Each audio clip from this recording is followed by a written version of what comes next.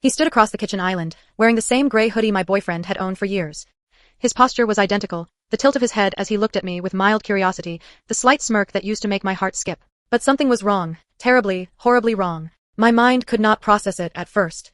I blinked, hoping the image would shift back to normal, that my reality would snap into place like a rubber band stretched too far. But it did not. That was not my boyfriend. It was his brother. And the strangest part was not just the clothes or the haircut that now mimicked my partner's. It was the way he spoke to me, with casual familiarity, like he had always been the one making coffee with me in the mornings, like he had always sat beside me during movie nights, or whispered promises of forever in the dark. My boyfriend watched silently from the hallway, detached and unreadable. In that moment, I realized something chilling. The man I had loved was slipping away, and the person replacing him had already taken his place, piece by piece. And I had let him in. I had invited him in. It all started with one small act of kindness.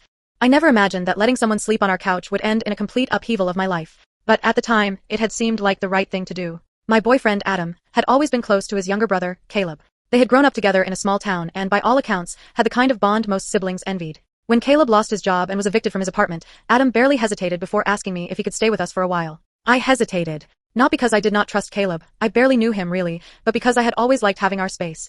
Adam and I had carved out a peaceful rhythm together, a balance of quiet nights and shared rituals. The idea of someone else stepping into that rhythm felt invasive, even if only temporary. But I said yes. I told myself it was only for a little while. Just until Caleb got back on his feet. I pushed away the mild discomfort I felt when he moved his few belongings into our guest room, and I tried to ignore how he immediately made himself at home. At first, it was harmless. Caleb was polite, maybe even a little shy. He offered to cook dinner, washed his dishes, and thanked me each time I folded his laundry or picked up something from the store. He laughed easily and told stories about his childhood with Adam that I had never heard before. Sometimes they would both fall into fits of laughter, and I would smile, grateful that Adam had someone to lighten his mood after the long hours he had been putting in at work. But it did not take long before I started noticing small things that felt off. Caleb began to linger in the kitchen while I made breakfast. At first, it was simple conversation, asking how I liked my coffee, or what music I was playing. Then he began remembering those preferences too well. He would hand me a cup just the way I liked it, even when I had not said a word. He noticed the smallest things, like how I always hummed when I was nervous or how I never liked my food touching on the plate.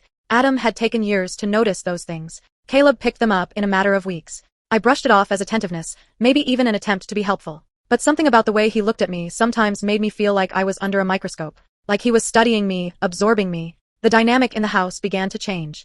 Adam was working late more often. He would come home tired, mumble a quick hello, and collapse onto the couch without much conversation. Caleb, on the other hand, was always there. Always present. He started joining me for evening walks, claiming he needed the exercise and fresh air. He began asking personal questions about my childhood, my dreams, my fears. At first, I welcomed the company. Then I began to feel like I was being drawn into something I did not fully understand. There was a night, maybe 3 weeks after he moved in, when I walked into the living room to find him watching one of my favorite movies. Not one of Adam's favorites, mine. I had never mentioned it around Caleb. The remote sat on the coffee table, and he turned to look at me with a smile that made my skin crawl. He patted the couch cushion beside him, the way Adam used to. I did not sit down. I asked him how he knew about the movie, and he shrugged. Said Adam had mentioned it. But Adam was not the kind to remember that sort of detail, especially not one I had only ever shared with him in passing. I told myself I was being paranoid. But deep down, I knew something was shifting. Adam and I started arguing more frequently. He accused me of being cold, distant. I told him I felt like a stranger in my own home.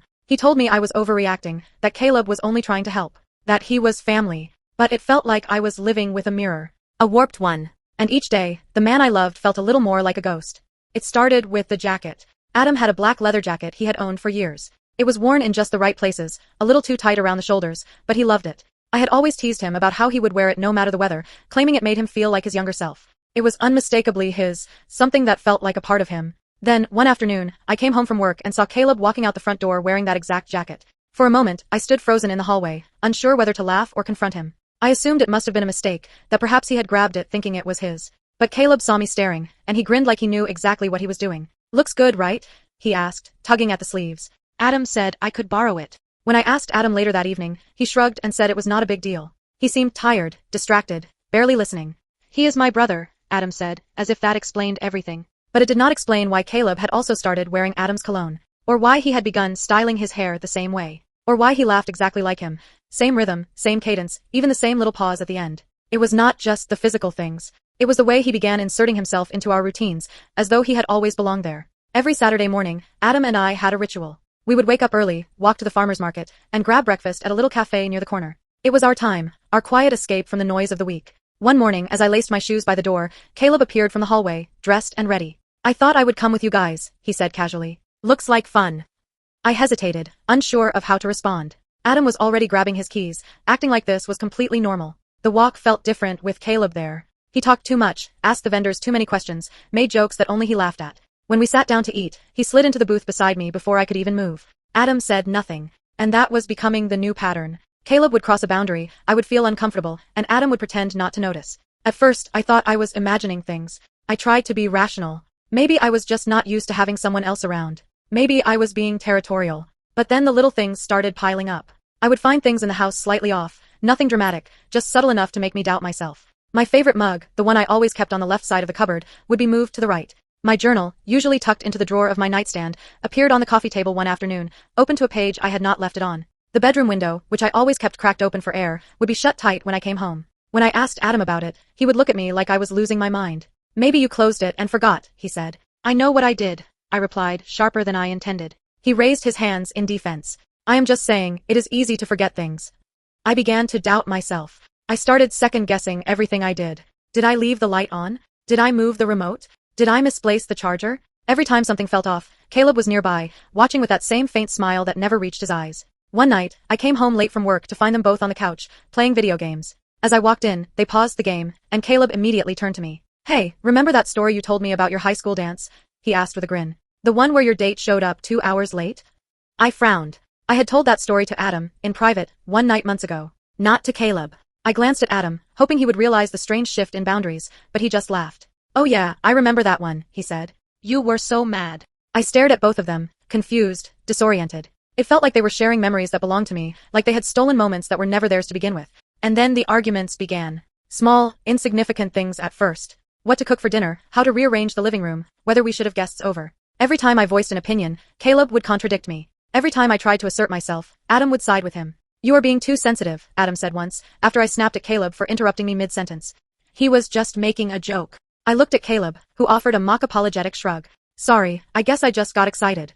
But the tone was smug. Deliberate. I started retreating. I spent more time in the bedroom with the door closed, more evenings out with friends or at the library. I could not explain why I felt so watched, so studied. Every word I said, every choice I made, felt like it was being weighed, judged, and then either mimicked or mocked. The worst part was that Adam did not see it. Or maybe he chose not to see it. One evening, I found Caleb in the kitchen, cooking dinner. It smelled good, like one of Adam's favorite dishes. I complimented the meal, trying to keep things cordial. He turned to me with a smile and said, I figured it is what Adam likes. I want to keep things feeling normal around here. Something in his tone made me shiver, like he was implying that I was the one disrupting the normal, that I was the outsider now. That night, I told Adam that something felt wrong. I poured my heart out, told him that I felt uncomfortable in my own home, that his brother was becoming too familiar, too present. He sighed and ran a hand through his hair. He is going through a rough time. He needs support. And what about me? I asked quietly. You are fine, he said. You are strong. You can handle this.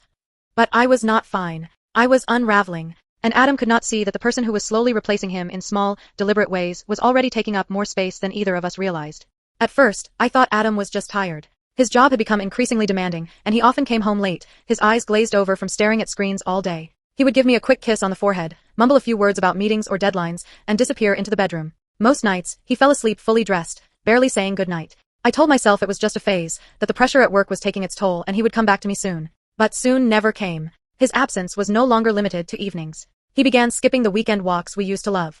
I would wake up on Saturday mornings and find him already gone, having left a note that simply said he needed to clear his head. Our conversations, once full of warmth and curiosity, dwindled to the basics. What time I would be home, whether we needed groceries, and when the bills were due. He had become a shadow, drifting in and out of our home without leaving much of himself behind. And in that growing space, Caleb stepped in. He began to fill the silences Adam left behind. When I came home from work, it was Caleb who greeted me at the door. He would ask about my day with such attentiveness, it felt intrusive. He remembered every detail I shared and brought it up later as though trying to prove he was paying attention. When I felt too tired to cook, he would offer to take over, making dishes Adam used to prepare. When I was feeling low, he played my favorite music or picked out a movie he claimed I loved, even if I had only mentioned it once in passing. He started calling me by the pet names Adam used. Softly, casually, as if it slipped out by accident. But it never felt like an accident. It felt deliberate. One evening, as I sat on the couch with my laptop, trying to finish some work, Caleb brought me a cup of tea.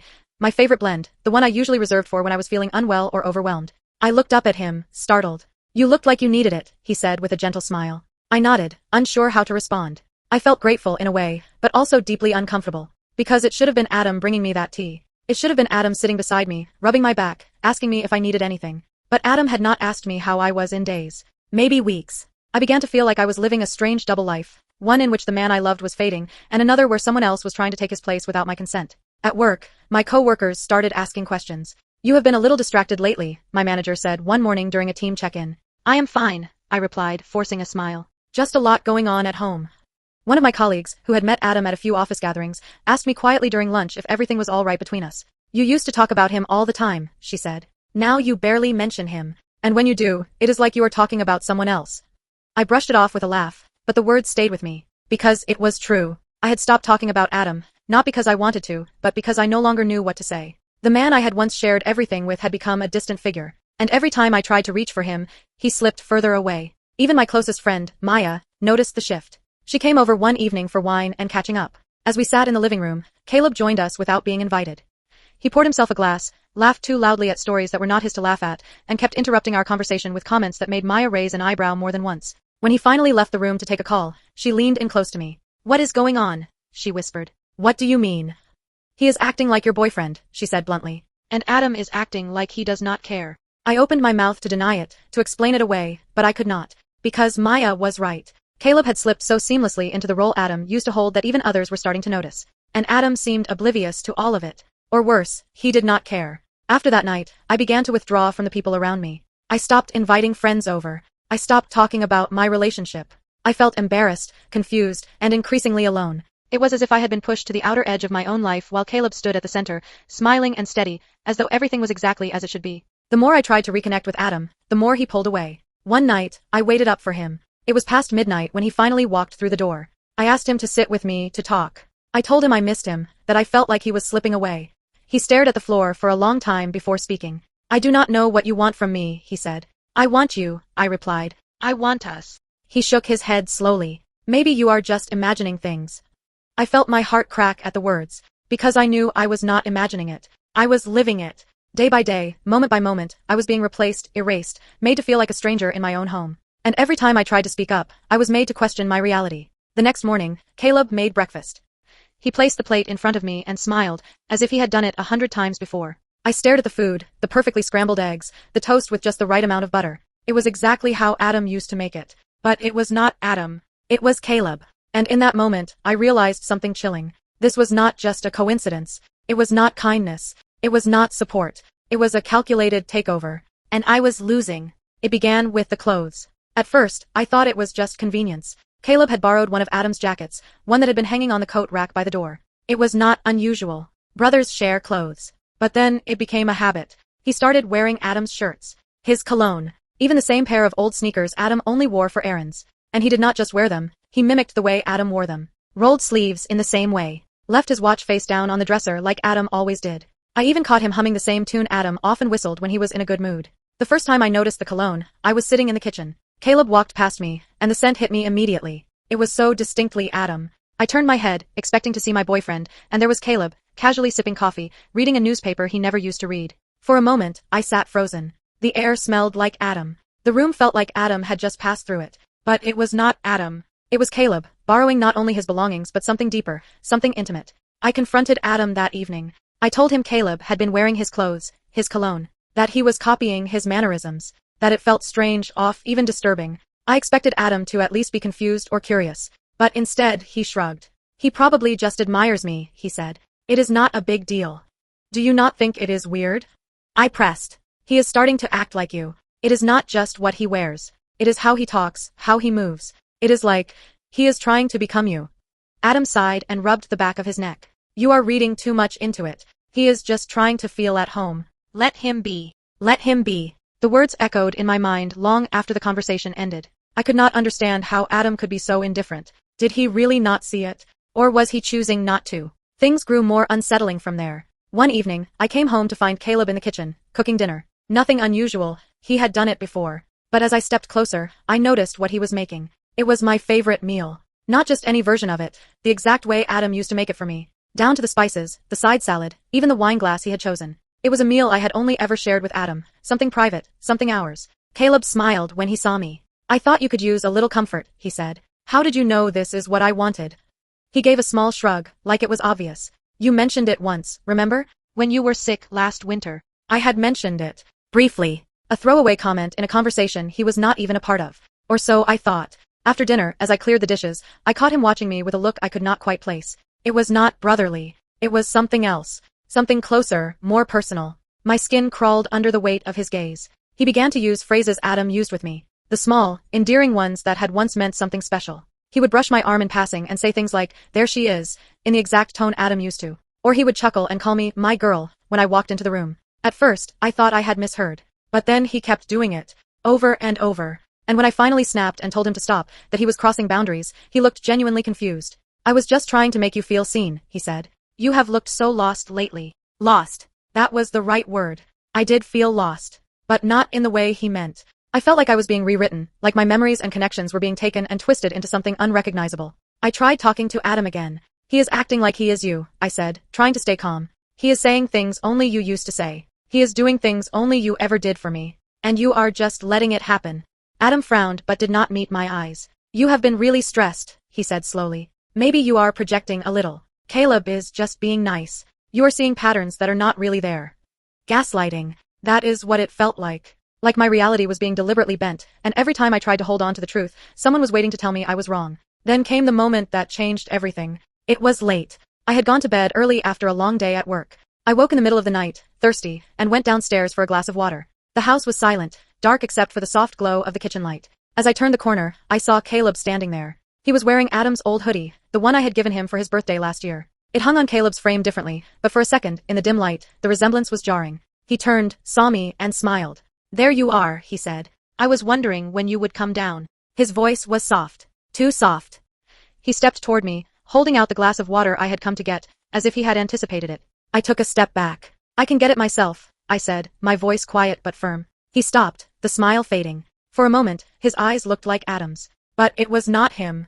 I knew that. My heart was beating too fast, my skin crawling with a feeling I could not shake. "You should not be alone so much," he said. "You deserve someone who really sees you."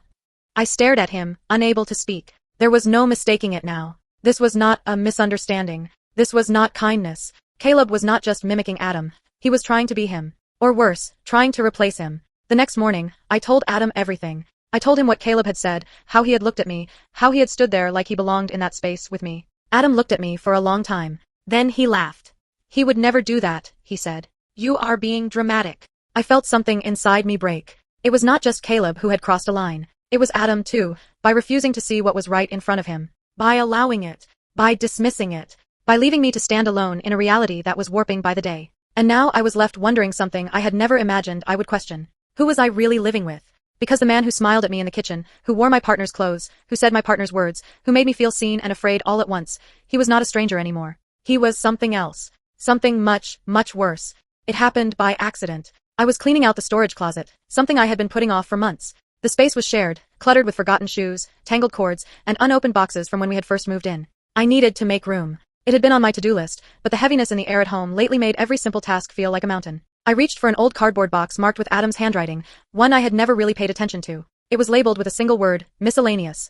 Harmless enough. But when I opened it, I saw a stack of notebooks on top. Most of them were old and dusty, filled with scribbled notes from Adam's college years. I flipped through them absently, nostalgic at first, until I noticed something odd tucked between the pages of one. It was a photograph. A printed one, slightly faded. I pulled it out slowly. It was of me and Adam, taken years ago at a beach. We were sitting on a blanket, arms wrapped around each other. I remembered the day clearly, how windy it had been, how he had tucked my hair behind my ear and kissed my forehead. But something had been drawn on the photo. A circle, carefully drawn around my face in black ink. And below the circle, a date. One I did not recognize. I dug deeper into the box, more curious than afraid at that point. There were more photos. Some of me alone, others with Adam, and one even from a dinner party I did not remember Caleb attending. In all of them, my face was marked, circled or underlined. Sometimes with notes in the margin. I found a small notebook at the bottom of the box, different from the others. Newer. It had no name on it. When I opened it, I froze. Inside were pages filled with observations. My routines. The time I usually showered. What brand of coffee I liked. What days I wore makeup and what days I did not. There were notes about conversations I had thought were private, words I was sure I had only said once, and only in passing. Quotes were written down with dates and page numbers, like entries in a textbook. It was Caleb's handwriting. There was no mistaking it. He had been watching me, tracking me, documenting me like I was some kind of project. And it had not just started recently. Some of the earliest entries went back a year. Before he moved in. Before he lost his job. Before I had even thought to ask if he needed help. The notebook slipped from my hands. My breath was shallow, my heart pounding so hard it drowned out every other sound in the room. I felt sick. Betrayed. Exposed. I went straight to Adam, journal in hand. He took it from me, leafed through a few pages, and then set it down on the table as if it meant nothing. His expression was unreadable. So he had a crush on you, Adam said. It is weird, but it is not criminal. That is not a crush, I replied, my voice shaking. He has been tracking me, following me. He knows things I never told him. He has pictures of us that he could not have taken. This is obsession, Adam. This is not normal. But Adam just stared at the floor. He has had a rough few years. Maybe he just needed something to focus on. I could not believe what I was hearing. He was not just defending Caleb. He was minimizing the very thing that terrified me. And in that moment, I realized something else. It was not just that Caleb was replacing Adam in my life. He was replacing Adam in Adam's life, too. Lately, Adam had become quieter, distant, not angry, not frustrated, just hollow. As if something had been drained from him. He stopped making jokes. He no longer reached for my hand when we sat on the couch. He seemed distracted all the time, like he was watching life from the outside, unable to rejoin it. At first, I thought it was stress. Work, maybe. Or just exhaustion from the strange tension in the house. But now, I was not so sure. It felt like he was being hollowed out slowly, like something, or someone, was peeling him away piece by piece. Caleb had started answering questions for him, laughing at jokes Adam used to laugh at, offering insights about me in conversations where he was not even involved. At dinner, I would mention a movie I wanted to see, and Caleb would say, she loves that genre, before Adam could even speak. And Adam would just nod, eyes unfocused. The worst part was how normal it had started to feel. Like Caleb was the one I had been with all along. Like Adam was the outsider. I began to watch them more closely. I started paying attention to the way Caleb looked at Adam when Adam was not looking. It was not affection. It was something closer to calculation. Studying. Mimicking. Absorbing. I started sleeping with my door locked. And I began to plan. I did not know what Caleb was truly capable of, but I could no longer wait to find out. The journal had changed everything. It was evidence. Proof. But I knew it would not be enough. Not for Adam. Not when he refused to see what was right in front of him. So I began copying things. Photos. Notes. The journal entries. I stored them on a flash drive and hid it in a place Caleb would never think to look, in the false bottom of an old purse I no longer used. I emailed a copy of the files to myself, too, from an account Caleb could not access. I started carrying a small notebook of my own. I wrote down everything. Every phrase Caleb borrowed from Adam. Every moment he inserted himself into our private rituals. I noted how Adam responded, when he pulled away, when he seemed lost. It was not just for me anymore. I needed a record. I needed something solid to hold on to in case things got worse. And deep down, I feared they would. The last straw came when I found my phone in a different place from where I had left it. A minor thing, easily explained. But I knew where I had set it. I always kept it on the nightstand, screen down. That morning, it had been screen up on the kitchen counter. The alarm had been turned off. The battery nearly drained. That night, I checked the phone's access log. There was an attempt to open my email at 2:37 a.m. I did not sleep after that. I did not confront Caleb right away. I needed more time. A safe way out. But I could feel it all building, tightening. Something was going to snap soon. I could feel it in the way Caleb hovered in doorways now. In the way Adam barely looked me in the eye. The house felt like a stage. I was the only one who knew the performance had turned into a game. One with rules I did not understand, and a player who had been preparing far longer than I had ever imagined. I had to get out before the final act. Because by then, I feared, there would be no one left on my side. Not even the man I had once trusted more than anyone. Not even myself. The decision to confront them both did not come easily. It was not a single moment of clarity, but rather the slow, inevitable build of something long overdue. Every day I stayed in that house, I felt a piece of myself being stripped away. I was no longer the woman who had opened her door in a moment of kindness. I had become someone cautious, guarded, and afraid to breathe too deeply in case it upset the balance of the fragile facade we were all pretending to live behind. But the truth was no longer content to be hidden. It demanded light. That morning, I did not leave for work. I called in sick, my voice steady as I said the words, though I had barely slept a wink. I sat on the edge of the bed, staring at my reflection in the mirror, not entirely certain who I saw anymore. I looked tired, but there was something sharper beneath the fatigue. Resolve. I had reached the edge of whatever strength I had been clinging to. I could no longer let this continue. I would not. I waited until evening. I needed them both home. I needed them both to hear the truth. Together. When Caleb walked through the front door, he greeted me with that same unsettling smile. The kind that tried to mimic Adam's warmth but never quite reached his eyes. He set his bag down and moved toward the kitchen like everything was normal. Like we were a family. I did not respond. I simply watched. Adam came in shortly after, his face tired, his shoulders low. He barely acknowledged either of us as he removed his coat and dropped it over the back of the chair. I could almost believe he was as much a prisoner as I was, only his chains were made of denial, not fear. "Can we sit down?" I asked, my voice calm and low. They both looked at me. Caleb was the first to respond, pulling out a chair at the dining table, eyes scanning my face with quiet curiosity. Adam hesitated, but eventually joined us, sitting across from me. "I need to talk to both of you," I began, folding my hands to keep them from shaking. "And I need you to listen." Caleb leaned back in his chair, folding his arms. Adam looked confused but nodded. I reached into the bag beside me and pulled out the journal. The one I had found in the storage box. I placed it on the table between us, then slowly pushed it toward Adam. He glanced at it, not touching it yet. "You need to read it," I said. "Start at the first page." Adam picked it up and began turning pages. I saw the confusion in his eyes shift as he began to read. His brow furrowed, his mouth opened slightly. He kept going, flipping more quickly now. "What is this?" he asked eventually, his voice quiet. These are about you." "Yes," I said. "They are. And they were written by your brother." Adam turned to Caleb, who sat still, his expression unreadable. "That is not true," Caleb said, his tone flat. "She is twisting things." Adam flipped another page. "These are your words. Your handwriting." Caleb shrugged. "I was writing things down for myself. I was dealing with a lot. It was therapeutic." "That is not therapy," I snapped. "You wrote down my morning routines. My habits. You tracked the days I wore certain clothes, how often I smiled, who I talked to. You took photos of me that you never should have had." "Because I noticed things," Caleb said slowly, as if explaining something to a child. "Because I paid attention. I was there when you were hurting, when he was not. I saw what you needed." The room fell into silence. Adam stared at him, and for a moment, I thought I saw something break behind his eyes. A fracture, maybe. The first crack in the wall of disbelief he had been leaning against for months. "You think that means you know her?" Adam said. "You think that means you get to insert yourself into our lives like this?" "I did not insert myself," Caleb replied. "You let me in. You gave me the key. And she—" He looked at me with something far too close to admiration. "She welcomed me. You just did not see it." I stood up. I could not stay seated anymore. My pulse was too loud, too fast. "You do not get to rewrite this," I said. "You do not get to twist this into some story where you are the savior. You manipulated us. You tried to become someone you are not." "You were not happy," Caleb said, his voice rising now. "You were pulling away from him. I saw it before he did. I stepped in where he failed." Adam rose to his feet too, journal still in his hands. "You were watching us like we were pieces in some kind of game. You let me believe I was imagining things. You let me believe she was paranoid." "You are weak," Caleb said suddenly, his voice sharp. "You always have been. You let life happen to you. You drift. You wait for other people to fix things. You did not even notice she was slipping away." I noticed. Adam stepped back, as if struck. It was the moment everything shifted. Because now the mask was gone. Caleb had said too much. He had revealed what he truly believed, that he deserved my life, my trust, my place beside Adam. That he saw himself as the better man. "You are sick," I said quietly. Caleb's eyes narrowed. "You are just afraid. Because you know I see you." "No," I said. "I am afraid because you do not see yourself." For a moment, it looked like he might come toward me. His jaw tightened, his hands clenched. I did not move. I wanted him to make that mistake. I wanted Adam to see what I had seen for weeks. But he did not move. He looked at Adam instead. "She will leave you," Caleb said. "You will go back to being nothing."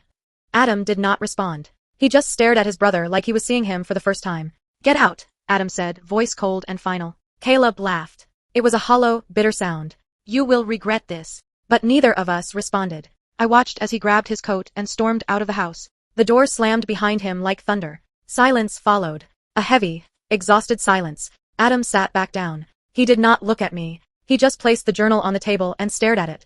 "I am sorry," he said eventually. "I should have seen it." I sat beside him, not ready to say anything. The relief was not clean. It was tangled with pain and grief and the slow realization of how deeply we had both been manipulated. The confrontation was over, but the damage would take longer to unravel. The house felt different after he left. It was quieter, yes, but it was more than that. It was as if the air itself had been holding its breath for weeks, and finally, it had exhaled. I walked through each room that night in silence, not looking for anything in particular, just trying to reacquaint myself with a space that had become foreign. It had once been our sanctuary, a place of warmth and routine, but somewhere along the way, it had turned into a stage for confusion, manipulation, and fear. I wanted to feel like I belonged there again.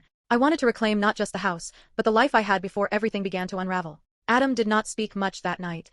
He stayed in the living room for hours, reading through that journal again and again as though the words might change, as though something in the lines might offer a better explanation than the truth already staring back at him. I did not try to comfort him. There was nothing I could say that would soften the reality of what we had both lived through. It was something we would each have to process in our own way. For me, the first step was drawing boundaries. Real, solid boundaries that were no longer flexible under the weight of someone else's needs. I changed the locks the next day. I packed up Caleb's remaining things and placed them on the porch. I did not leave a note. I did not need to. His presence was no longer welcome, and that was all the message he would receive. The following weeks were a slow, deliberate process of untangling myself from the version of life I had been living. I returned to my routines, but they felt different. Cooking meals felt quieter. Watching television in the evenings felt lonelier. Yet, beneath that loneliness, I could feel something beginning to bloom. Something steady and quiet. Freedom. I realized just how much I had been questioning myself in those final months. I had doubted my memory, my instincts, and my perception of what was real. It had been like trying to walk across a floor that shifted with every step. Nothing had felt stable. Nothing had felt mine. Now, piece by piece, I began to rebuild that sense of certainty. I spoke to friends more openly. I told them the truth, even when it made me feel exposed. I needed to hear myself say the words out loud. I needed to reclaim the narrative, not for them, but for myself. And to my surprise, they listened. They believed me. They had seen pieces of it without knowing what it all meant, and hearing the full picture brought everything into focus for them too. Some were shocked. Others were angry on my behalf. But what mattered most was that they reminded me of who I had been before I began to doubt everything. They reminded me that I was still here. Adam and I tried to talk. There were moments when we sat together, not saying much, just acknowledging the quiet weight between us. He apologized often, sometimes with words, sometimes just with the way he looked at me. But apologies were not always enough to heal what had been broken.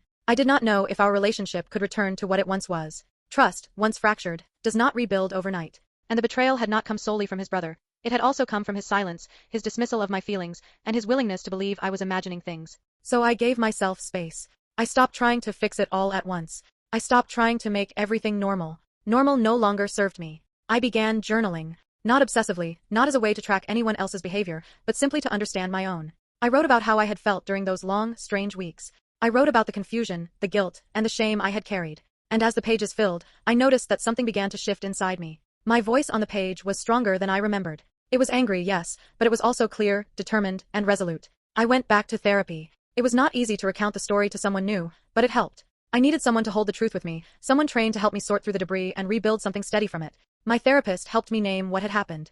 Gaslighting, emotional manipulation, psychological erosion. It had not just been a strange few months, it had been a calculated dismantling of my sense of self. Knowing that did not undo the damage, but it gave me the clarity I had been missing. I had not been weak. I had been deceived. I had held on because I loved someone and because I wanted to believe the best in the people around me. That was not weakness. That was hope.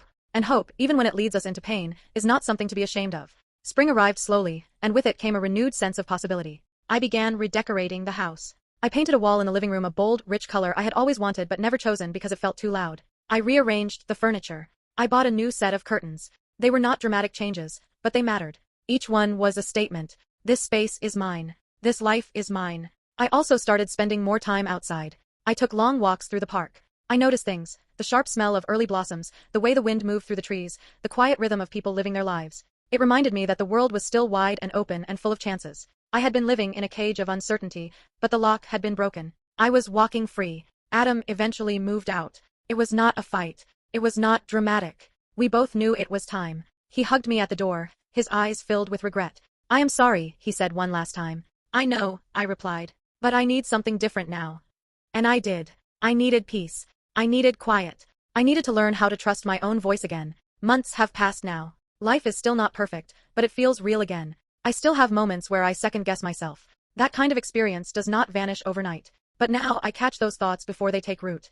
I challenge them. I remind myself of what I know, what I lived, and how I survived. Because I did survive. I did not let them erase me. And that, in the end, is what matters most. I have learned that kindness should not come at the cost of your safety. That love should never make you feel like a stranger in your own skin. That the people who truly care for you will never ask you to shrink to make room for someone else.